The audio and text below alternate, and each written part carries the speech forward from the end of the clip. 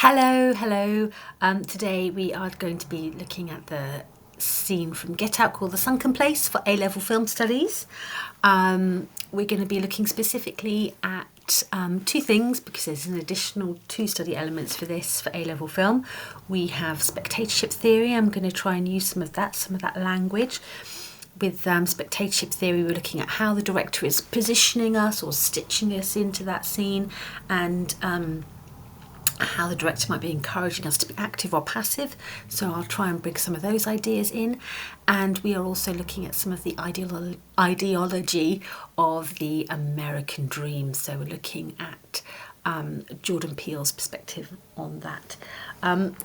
Before I get into this scene in particular, I just want to talk about the moments preceding it.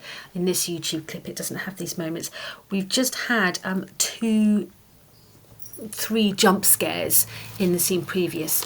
Leading up to this, we've had two with, is it Georgina or Georgiana? Georgina. So two with Georgina and one with Walter, where Jordan Peele very cleverly is playing around with the horror comedy genre, because as he says, the jump and the joke have the same construction. So we're doing the Sunken Place today, but I would like you guys to look at it's the scene where Walter is running towards him, and that's like pivots and runs past him, packed with meaning because Grandpa was a sprinter and lost to Jesse Owens, so you can think about that as well. But how that scene is constructed is entirely dependent on like the sound, the sting that we get in that sound there. And there's a really good bit on it in the textbook, page 141. Kind of like breaks that down a little bit more and asks you to explore sound in that little scene, because yes, as Jordan Peele says, the joke and the jump scare are really similar in terms of their construction, and they both have the same spectatorship reaction there. You laugh after the jump scare and the joke, so worth a little look at that. So we've just had two jump scares leading up to this, and they're both for both of them with Walter and Georgina, you jump and then you laugh because it seems ridiculous. The actions of these two characters, they're kind of like going from kind of a bit creepy to something more sinister, but the actions of Georgina and Walter are kind of ridiculous, so we kind of like, we jump and then we laugh at our foolishness for jumping. It's not quite the same here with Missy. Let's press play. Just come in from the jump scares. Do you realize how dangerous smoking is? So with Missy here, we don't get that sting sound effect to create the jump scare. She's actually a much more sinister character. So we have this warm, inviting mise-en-scène. Yeah. The warmth. Come in and sit with me, please. Just He's got the compelling character, and please. here, well, Chris has got, you know, a soft spot for all these mother figures throughout the film as well. There is. So you're comfortable enough, right? It's perfect. Thanks. Sure. Something genteel and colonial again about the teacup. You want to know how it works?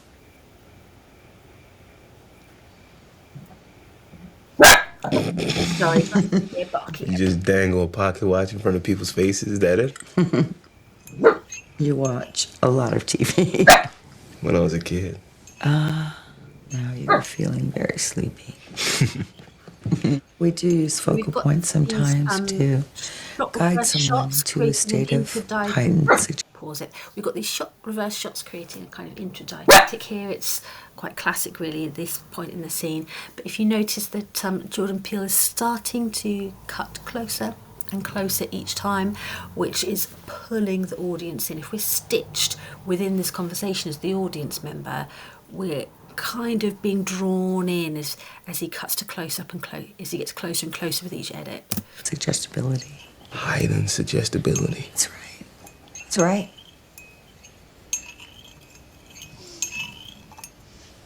Do you smoke in front of my daughter? I'm gonna quit, I That's promise. my kid. That is my kid. You understand?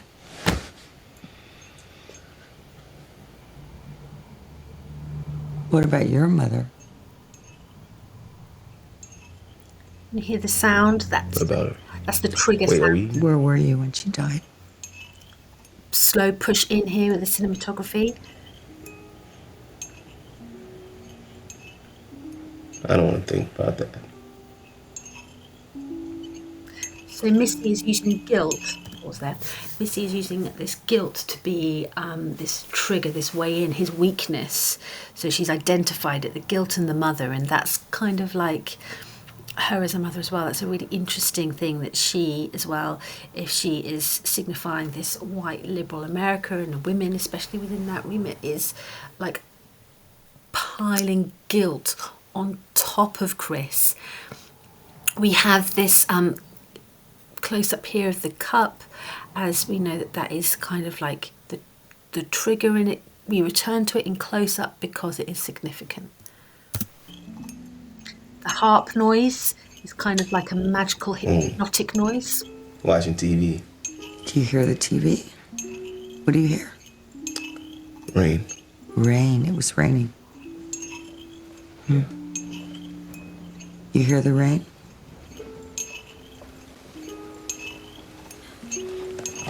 Mm-hmm. You hear it? Find it. Tell me when you found it.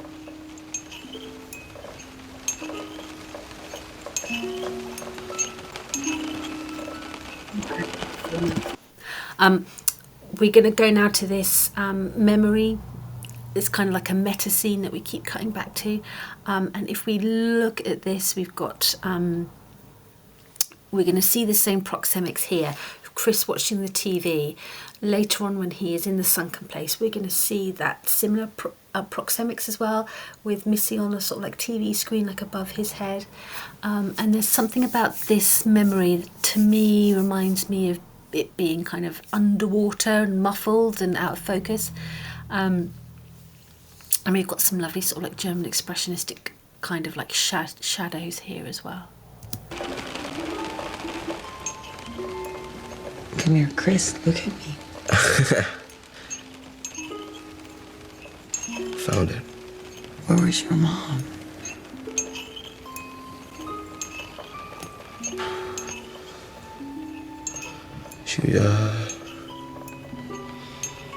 She was coming home. She wasn't home. From work. So we're now, I mean, this performance is just incredible.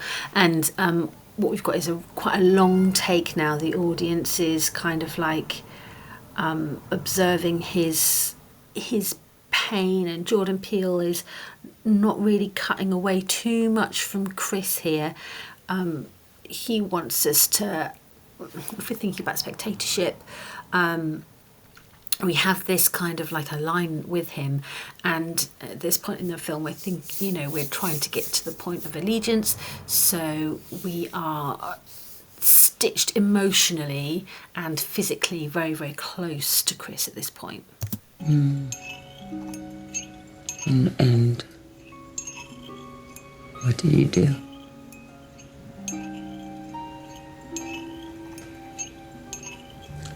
Nothing. Nothing. So there's layers to this guilt. I just sat there. There's layers to this guilt that she's piling on. There's the layer of the film, this kind of surface layer. She's like making Chris feel guilty about leaving his mother while he's in this state of suggestibility that is allowing this kind of like this emotional trigger to go into the sunken place. But if we talk about it more on the society, you know, is this an allegory for society? We have this white character piling on all this guilt onto Chris for being passive. Well, why don't you do anything about, you know, you did nothing, why didn't you do anything about this? So we've got this kind of like really kind of like suggestive dynamic where we're thinking about society as a whole. If there's injustice, or why haven't we done anything about it? Piling guilt onto like sort of like a victim is what she's doing here. You didn't call anyone? No. Why not?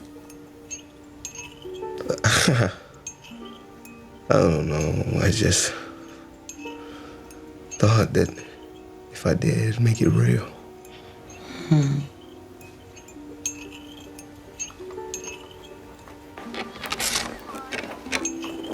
There's a lovely match cut So there. scared.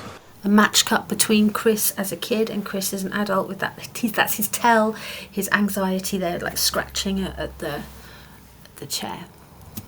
It's going to save him later. You think it was your fault?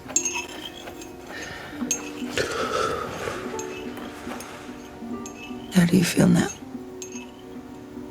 I can't move. So do you see now we've the push in, the cut to close-ups is very, very subtle, and now the intensity of the moment, we are very, very close to both of them, and Chris is paralysed with fear, guilt. You can't move. Why can't I move? You're paralyzed. Just like that day when you did nothing. You did nothing.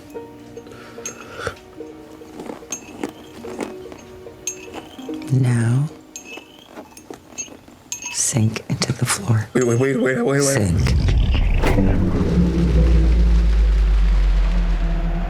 Okay, so the edit and cinematography, where we're entering into the sunken place, we have it's not really a tilt, it's more of a kind of like, I guess, a track down as we sink down into the sunken place. And here, can you see that we have similar prosthetics, so to his memory where he's looking at the TV.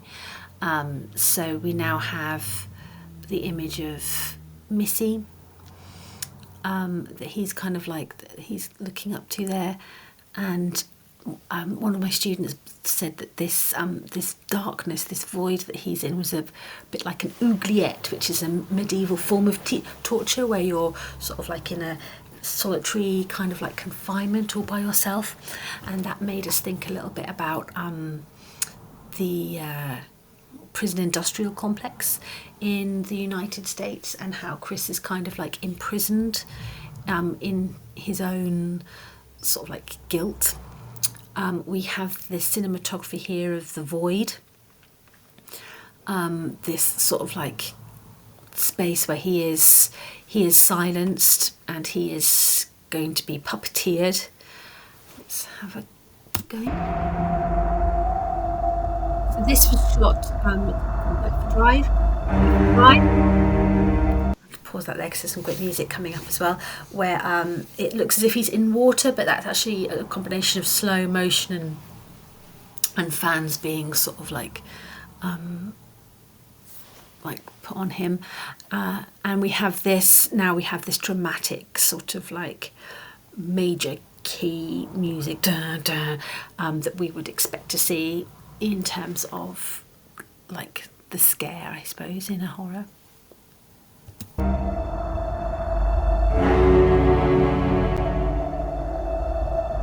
Immobilised, silent, tiny on the screen, so it's a long shot making him look small.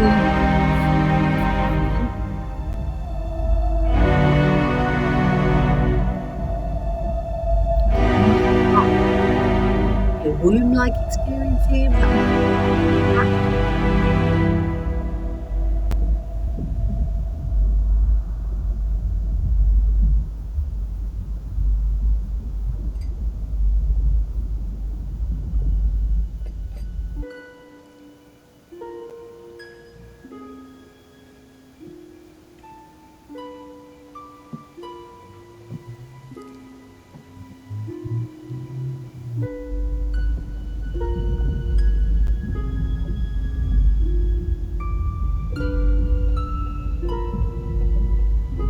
Now you're in the sunken place.